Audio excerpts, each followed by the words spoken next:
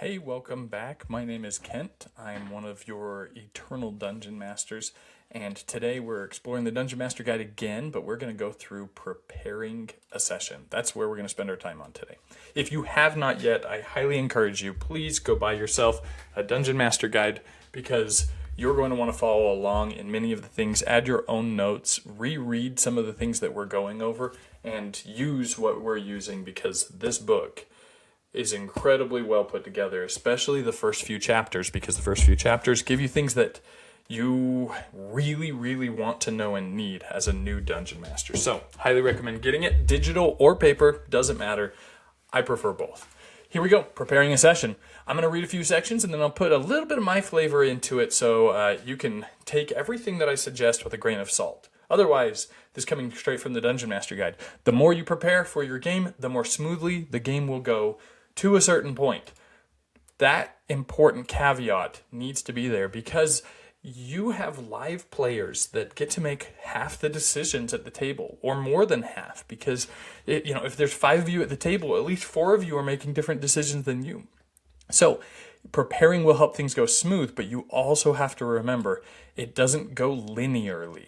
Does that make sense? It's not going to go in a straight line. Other people are going to make totally different decisions than you are going to expect. So, yes, being prepared is invaluable, but it's not going to solve any or all of your problems. To avoid being either under or over prepared, use the 1 hour guide below and prioritize what to prepare depending on what time you have available. For me, I don't really pay attention to my time and how much time I spend on it because I think about this kind of stuff in the shower while I'm at work. Just before I go to bed at night. So I don't know if I start and end preparing. As a dungeon master, you've got one of those creative brains that's always thinking about what could happen next.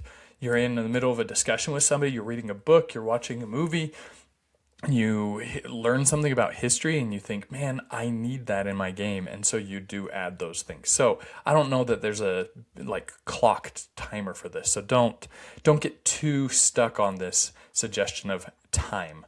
1 hour time. A D&D game session usually starts with some sort of out of game chatter as everyone settles down to play. Once the session gets underway, most groups can accomplish at least 3 things during 1 hour of play, where each thing might be any of the following. And by the way, thing is just like actions, but more like encounters, right? So here we go. Here's some examples.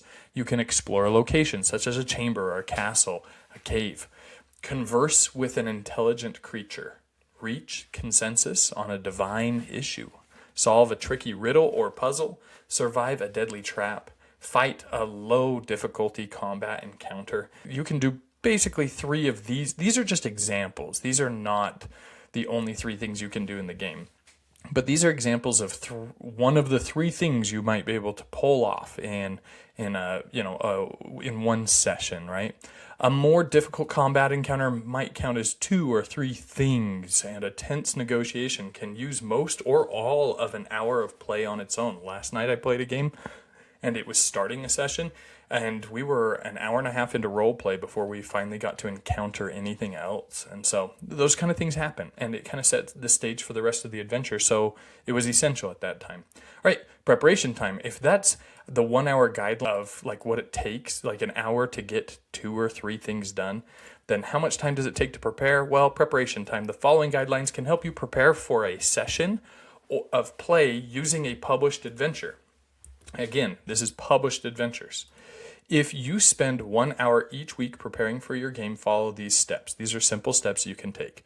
Focus on the story of the adventure. Read or reread the adventure's introduction and background information. Create a bulleted list of key points to make sure a coherent story unfolds.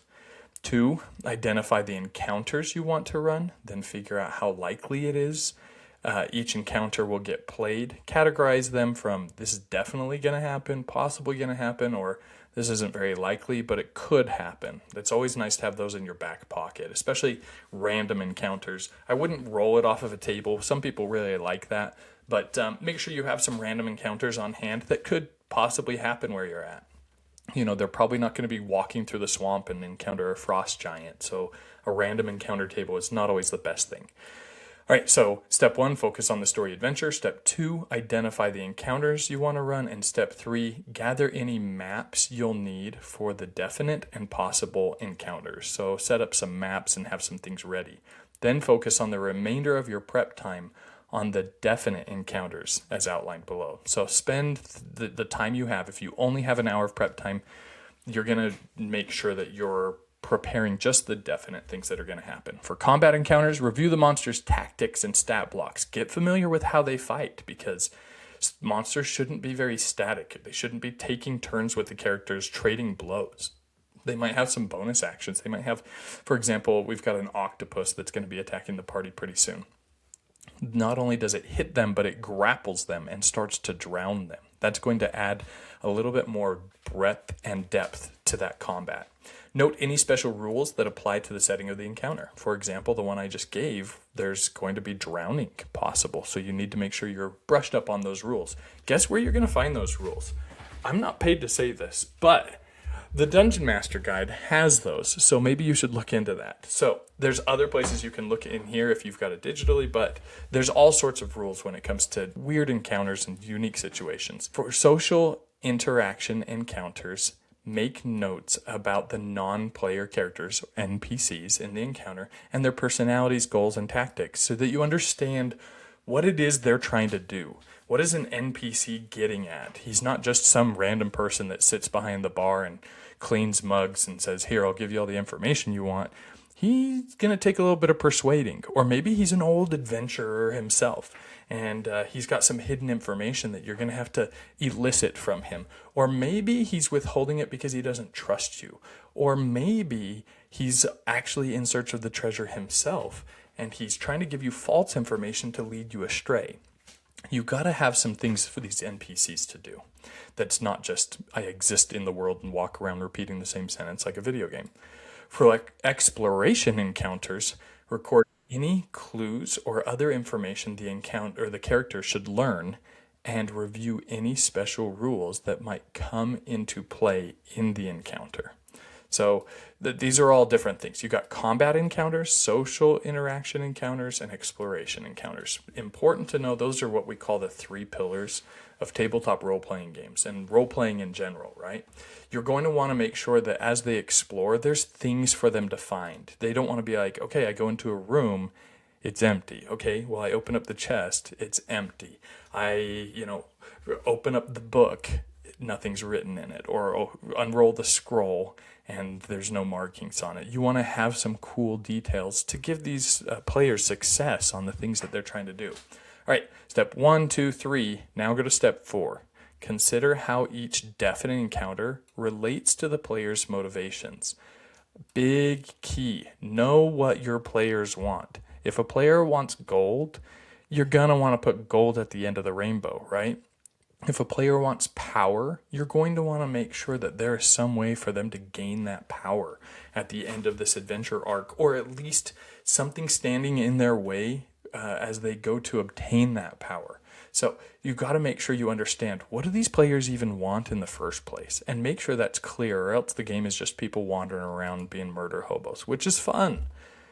But imagine murder hobos with a purpose. All right, so step 4, consider what the player's motivations are. Think about elements you can add to interest them. For example, combat encounter could open with a tense negotiation designed to appeal to players who enjoy social interaction. Give your bard something to do for once. Let him try to negotiate their way out of the combat, right? This is step 5. Skim the encounters you flagged as possible. Make sure you at least know what's going on with them. After step 5, you're going to want to add a few more steps if you have the time. If you have 2 hours to prepare for your session, this is what you're going to do. You're going to add step 6. Carefully review each possible encounter, quote unquote possible, things that could happen. Take some time on those. Figure out what might happen. Had this happen in a game last night where the characters wanted to go a direction that I didn't think they were going to go. And so I had to have a separate encounter totally ready. And luckily enough, it was already prepared. So all I had to do was dive right in and pull up the map.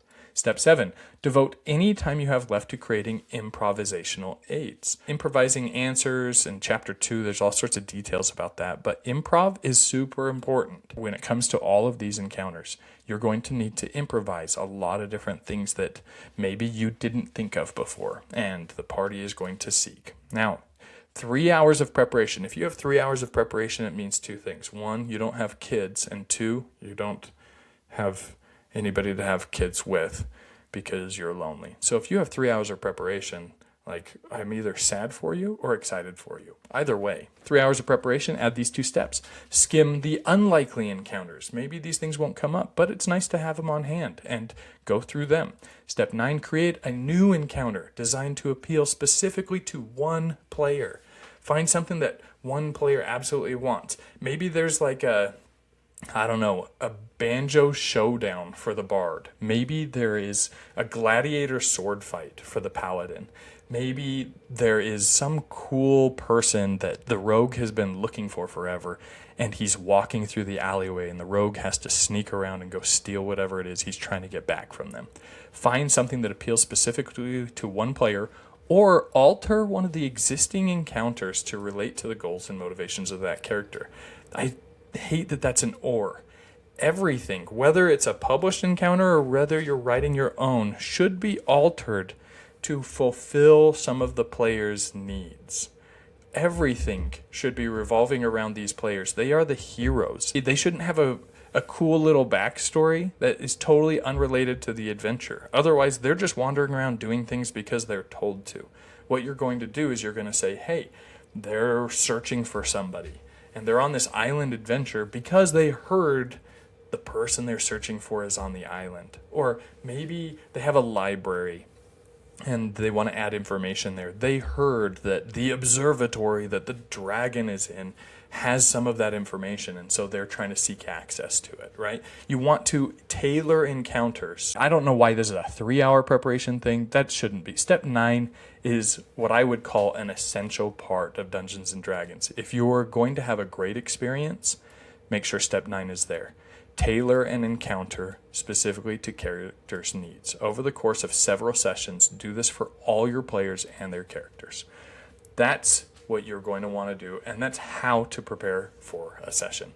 In the meantime, if you haven't yet, go back to your adventure. There's a few tips. Just jump right back into your adventure. Look at what your players' drive and motivation is. Look at the adventure and see how those two can weave together and tailor that adventure. Change it so that it fits the needs of those players that are actually on the adventure themselves. In the meantime, thank you so much for joining us in the Dungeon Master Guide as we do this little book club, reading through the Dungeon Master Guide together and learning some things that might be able to help us to improve our games. I hope you have a great adventure with your players and that your next session is full of natural 20s.